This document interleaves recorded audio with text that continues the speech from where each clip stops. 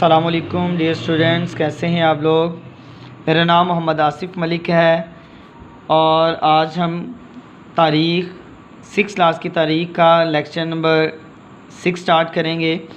تو lecture number 6 start کرنے سے پہلے آپ ہمارے channel AMS science high school کو سبسکرائب کر لیں اور بیل کا بٹن بھی دبا دیں تاکہ مزید لیکچر بآسانی آپ تک پہنچتے رہیں۔ باب نمبر 2، آریاؤں کا زمانہ، دا آریان ایرا۔ لیکچر نمبر 5 میں ہم نے پیج نمبر 19 تک ریڈنگ دیکھی تھی اور یہ لانگ کویشچن نمبر 3 تک آنسر لگایا تھا۔ پیج نمبر 20، موریہ حکومت 137 سال قائم رہی، جو اس وقت دنیا کی سب سے زیادہ مضبوط سلطنت تھی۔ چندرگپت کے عہد کا سب سے قدیم ترین شہر ٹیکسلا تھا۔ یہ بڑا خوشحال شہر تھا۔ اس شہر میں ایک یونیورسٹی قائم تھی جہاں سائنس، فنی علوم کی تعلیم دی جاتی تھی۔ چندرگپت کے دور میں فنون اور دستکاریوں کو ترقی ملی۔ حکومت ایک باقاعدہ نظام کے تحت چلتی تھی۔ محصول، مواصلات، کانکنی، زراعت، تجارت، جہاز رانی کے شعبے قائم کیے گئے۔ دیہات میں انصاف دینا پنچایت کی ذمہ داری تھی۔ اس دور میں نہری نظام قائم ہوا، سڑکوں کے جال بچھوائے گئے، عدالتی نظام قائم ہوا، ناپ تول کے لیے پیمانے اور باٹ استعمال ہوتے تھے۔ سال میں 2 فصلیں اگائی جاتی تھیں۔ جاسوسی کا محکمہ قائم تھا۔ غریبوں اور یتیموں کی پرورش شاہی خزانہ سے ہوتی تھی۔ اشوک 272 قبل مسیح تا 232 قبل مسیح۔ اشوک چندرگپت موریہ کا پوتا تھا۔ اس پہ آپ کا ایک مختصر سوال بھی بن سکتا ہے کہ اشوک کون تھا؟ اشوک چندرگپت موریہ کا پوتا تھا۔ اپنے باپ بندوسارا کی وفات کے بعد 272 قبل مسیح میں تخت نشین ہوا، یعنی بادشاہ بنا۔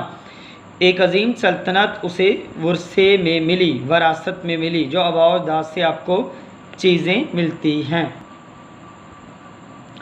اس نے اپنے دادا چندرگپت کی طرح اچھے انداز سے حکومت کی۔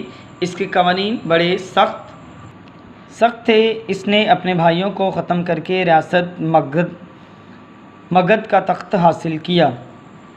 اشوک نے اڑیسہ کی ریاست پر قبضہ کرنے کے لیے 261 قبل مسیح حملہ کر دیا۔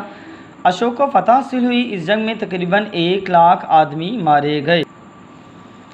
اس واقعے کے بعد لڑائی سے اسے سخت نفرت ہو گئی اور آئندہ کوئی جنگ نہ لڑنے کا فیصلہ کر لیا۔ اس نے جنگ میں بنائے گئے قیدی چھوڑ دیے اور قوم سے معافی بھی مانگی۔ جبر و تشدد سے توبہ کر کے بدھ مت کا پیروکار بن گیا۔ اشوک نے سلطنت کا انتظام نہایت عمدہ طریقے سے چلایا۔ سڑکوں کے ساتھ سایہ دار درخت لگوائے اور سرائیں بھی تعمیر کرائیں جہاں مسافر آرام کرتے تھے۔ اس نے سنہری فرامین جاری کیے اور حکم دیا کہ انہیں چٹانوں اور ستونوں پر کندہ کیا جائے تاکہ لوگ انہیں پڑھ سکیں۔ یہ فرامین آج بھی ہندوستان کے ہر حصے میں موجود ہیں، جن سے اس کے بدھا عقائد کا پتہ چلتا ہے۔ اس نے جانوروں کے لیے شفا خانے بنوائے، یعنی اینیمل ہاسپٹل، جانوروں کے اسپتال۔ اس طرح اس نے باغات بھی لگوائے۔ اشوک نے تانبے اور چاندی کے سکے بھی جاری کیے۔ اناج پر خصوصی ٹیکس لگائے گئے۔ ہندوستان کا موجودہ قومی نشان اشوک کی لاٹ اشوک کے ستون کے شیر نما بالائی حصے سے لیا گیا۔ آپ اس ڈائیگرام میں دیکھ سکتے ہیں، یہ والا حصہ اشوک کی لاٹ کہلاتا ہے۔ اس نے خود کو بدھ مت کا راہب اعلیٰ بنا لیا۔ اشوک نے ہندوستان میں بدھ ازم کی خوب اشاعت کی۔ ایشیا میں اس مذہب کو پھیلانے کے لیے مذہبی رہنما بھجوائے اور بدھوں کی عبادت گاہیں بھی بنوائیں۔ اس نے پاکیزہ زندگی بسر کرنے پر زور دیا۔ اس کے دور میں بدھ مت کا پیغام تبت، چین، منگولیا اور جاپان تک پھیل گیا۔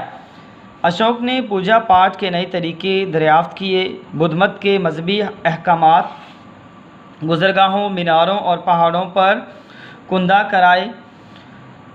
اس نے ملک بھر میں اسٹوپے یعنی عبادت گاہیں بنوائیں۔ اس نے 232 قبل مسیح میں وفات پائی۔ اس کے انتقال کے بعد تخت نشینی کے لیے اس کے جانشینوں میں جنگ شروع ہو گئی۔ جس کی وجہ سے ہندوستان دوبارہ چھوٹی چھوٹی ریاستوں میں تقسیم ہو گیا۔ لانگ کویشچن نمبر 5 کا آنسر آپ کا یہاں سے سٹارٹ ہوگا۔ گپت حکومت کا قیام، یعنی گپت حکومت کب ماض وجود میں آئی؟ 320۔ چندرگپت اول نے گپت حکومت کی بنیاد 320 میں رکھی۔ گپت عہد میں ہندوستان دوبارہ متحد ہوا، یعنی اکٹھا ہو گیا اور ہندو مت کو فروغ حاصل ہوا۔ اس نے مگدھ میں اپنی آبائی ریاست کو وسعت دینا شروع کر دی۔ تبت کے علاقے شامل ہونے کے بعد اس کی حکومت گنگا اور جمنا تک پھیل گئی۔ اس نے 335 میں وفات پائی۔ چندرگپت، مختصر 5ویں سوال کا آنسر یہاں سے ہے۔ چندرگپت کے بعد اس کا بیٹا سمدرگپت تخت نشین ہوا، جو ایک عظیم فاتح اور مدبر انسان تھا۔ جب اس نے حکومت سنبھالی تو ہندوستان میں ہر طرف افراتفری پھیل گئی، چھوٹی چھوٹی ریاستیں قائم ہو چکی تھیں۔ اس نے مملکت میں بہتری کے لیے کئی اقدامات کیے۔ اس نے علم و فن، ادب، ثقافت کو ترقی دی۔ اس نے ایک شاعر اور موسیقار کی حیثیت سے شہرت پائی۔ ملک میں کسان اپنی آمدنی کا ایک حصہ حکومت کو دیتے تھے۔ اس دور میں عوام آزاد تھے۔ اس عہد میں فن نقاشی اور مصوری اپنے عروج پر تھی۔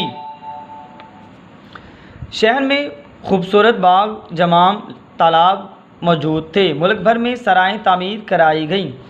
چندرگپت نے بہت سے علاقے فتح کیے۔ اس طرح چندرگپت ایک وسیع سلطنت کا مالک بن گیا۔ اس نے 40 سال تک حکومت کی۔ چندرگپت ثانی، سمدرگپت کے بعد اس کا بیٹا چندرگپت ثانی 375 میں تخت نشین ہوا، جو بکرما جیت کے لقب سے مشہور ہوا۔ اس نے تخت نشین ہونے کے بعد بنگال کے راجاؤں کو شکست دی۔ اس نے مالوا، گجرات، کاٹھیاواڑ کے علاقوں کو اپنی حکومت میں شامل کر لیا۔ اس طرح گپت سلطنت ایک وسیع علاقے تک پھیل گئی۔ گپت عہد میں سخت قوانین بنائے گئے تاکہ حکومت مضبوط ہو۔ اس عہد میں آرٹ کو بھی خوب ترقی ملی۔ وہ 38 سال تک حکومت کرتا رہا یا حکمران رہا۔ لانگ کویشچن نمبر 5 کا آنسر، گپت عہد میں ہندو مت کا احیاء، یعنی آغاز۔ گپت عہد اصل میں ہندو مت کے احیاء کا دور ہے۔ ہندو مت کو زبردست عروج حاصل ہوا، بہت سے مندر تعمیر ہوئے،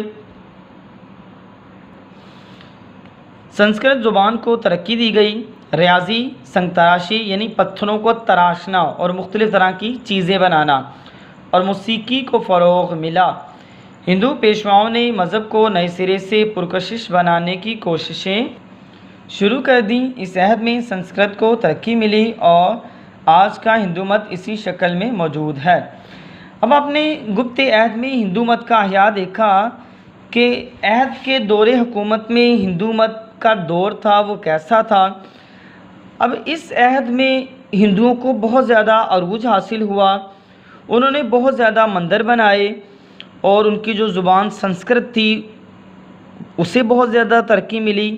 اس کے علاوہ جو ریاضی کا علم تھا، پتھروں کو تراشنا، مختلف طرح کی مورتیاں بنانا، اس میں بہت زیادہ کمال حاصل ہوا۔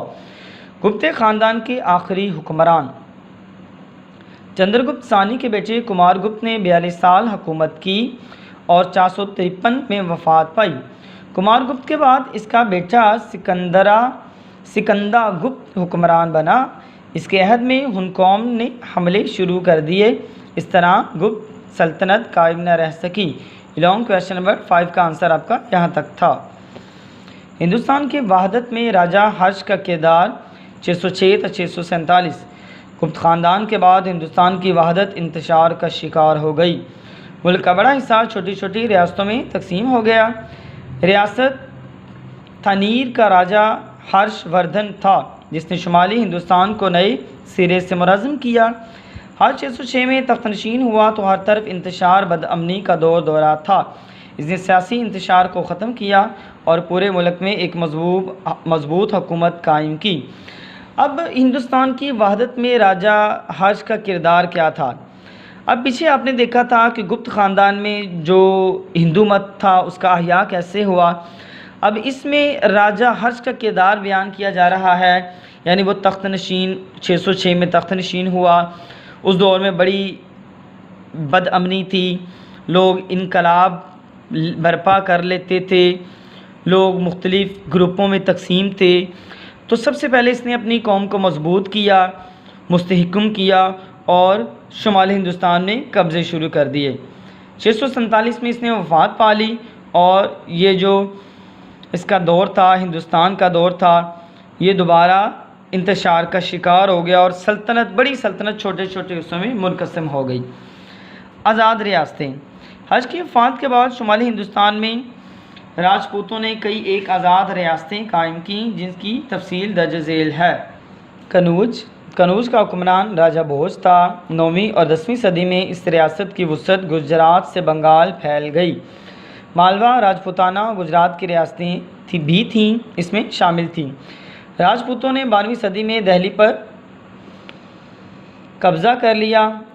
ان حکمرانوں میں پرتھوی راج چوہان نمایاں تھا، جسے 1165 تا 1192 تک خاصی شہرت حاصل رہی۔ دہلی 10ویں صدی کے آخر میں تومار خاندان نے دہلی پر قبضہ کر لیا۔ اس خاندان کا بانی راجہ اننگ پال تھا۔ 1170 میں دہلی پر چوہان راجپوتوں نے قبضہ کر لیا۔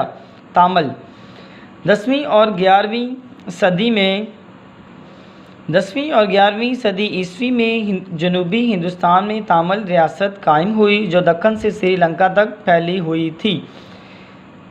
بنگال و بہار 8ویں صدی میں بنگال پال خاندان نے بنگال اور بہار پر قبضہ کر لیا۔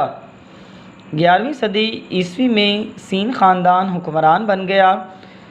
بختیار خلجی نے 1203 میں اس علاقہ کو دہلی سلطنت کا حصہ بنا لیا۔ جنوبی ہند راشٹرکوٹ خاندان 9ویں صدی عیسوی کے آغاز سے 973 تک جنوبی ہند میں حکومت کرتا رہا۔ اس کے بعد چلوکیہ خاندان کی حکومت بنی۔ یہ دو خاندان 1200 میں اس ریاست پر قابض ہو گئے۔ تو پیارے بچوں، یہ تھا ہمارا لیکچر نمبر 6، جس میں ہم نے پیج نمبر 20 تا 24 تک ریڈنگ، ممکنہ سوالات کے جوابات، مختصر اور لانگ کویشچن کے جوابات پڑھے اور اس پر نشان لگایا۔ تو پیارے بچوں، آپ نے ان پیجز کی ریڈنگ کرنی ہے اور سوالات کے جوابات یاد کرنے ہیں۔ مزید لیکچرز کے لیے آپ ہمارے channel AMS science high school کو سبسکرائب کریں اور بیل کا بٹن بھی دبائیں۔ اللہ حافظ۔